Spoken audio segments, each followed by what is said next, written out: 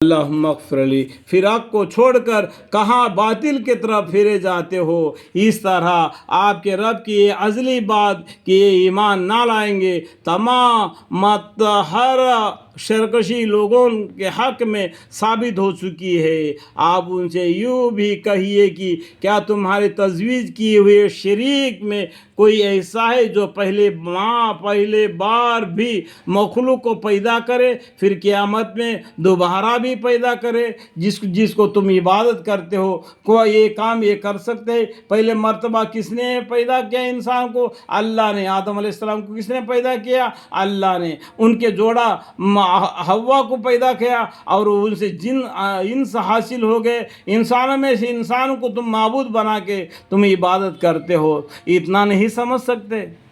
कोई ऐसा है जो पहले बार भी मखलूक को पैदा करे, फिर क़यामत में दोबारा भी पैदा करे? आप कह दीजिए कि अल्लाह ही पहले बार भी पैदा करता है, फिर वही दोबारा भी पैदा करेगा। तो फिर तुमको हक़ से फिरे जाते हो, फिर हक़ बात से कहाँ उल्टे फिरे जाते हो। और आप उनसे यूँ भी कहिए कि क्या तुम्हारे शरीक में कोई ऐसा है कि अमर हक़ का रास्ता बतलाता हो? ये हक़ यहदिन सिरातल मुस्तकीम का रास्ता बतलाने वाला कौन है? अल्लाह है। कुल हल मिन शुरकाइकुम मैं यहदी इलल हक़। आप कह दीजिए कि अल्लाह ही अमर हक़ का रास्ता बतलाता है। तो फिर आया जो शख्स अमर हक़ का रास्ता बतलाता हो वह ज़्यादा इत्तबा के लायक है। जो अच्छा रास्ता बतलाता है, ये दिन सिरातम का रास्ता बताता है, कौन है? अल्लाह है। वो बेहतर है क्या ये बेहतर है? तुम्हें पर क्वेश्चन डाल रहे अल्लाह ताला कि क्वेश्चन का जवाब क्या है? अल्लाह पर भरोसा रखना चाहिए। तो फिर आया जो शख्स अमर हक़ का रास्ता बतलाता हो वह ज़्यादा इत्तबा के लायक है या वह शख्स जिसके बेबतलाए खुद ही रास्ता ना सोचे? तो उसको खुद को मालूम नहीं किधर को जाना है, वो भी अल्लाह के साथ मरा पड़ा हुआ है।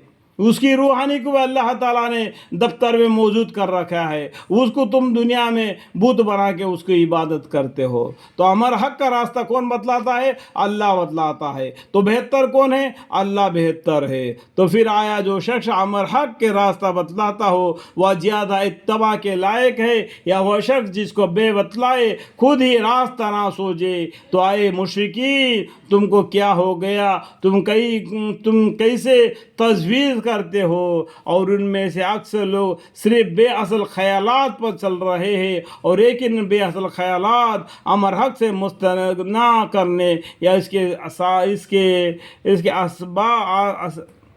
उसके असबात में ज़रा भी मफ़ीद नहीं, फ़ायदा नहीं। खैर ये जो कुछ कर रहे हैं लेकिन अल्लाह को सब खबर है, वक्त पर सजा देगा। और ये कुरान अफ्तरा किया हुआ नहीं है, ये कुरान इंसान के तरफ से बना हुआ नहीं है, ये अल्लाह के तरफ से नाजिल किया हुआ किताब है, कुरान है। गैर अल्लाह का उनसे सादर हुआ हो, गैर अल्लाह से सादर हुआ हो ऐसा नहीं, एक जिंदा जावीद है, वो अल्लाह के तरफ से नाजिल किया हुआ कुरान है।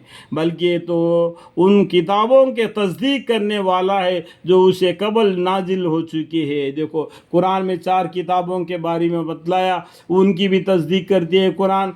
और 1,24,000 पैगम्बर दुनिया में आ गए और उन सब की तस्दीक करती है कुरान। और किताब यानी अहकाम ज़रूरिया इलाही के तफसील बयान करने वाली है। ये क्या है? 3 तरीके से कुरान तुमको बयान करता है, भूतकाल, भविष्यकाल, वर्तमान काल।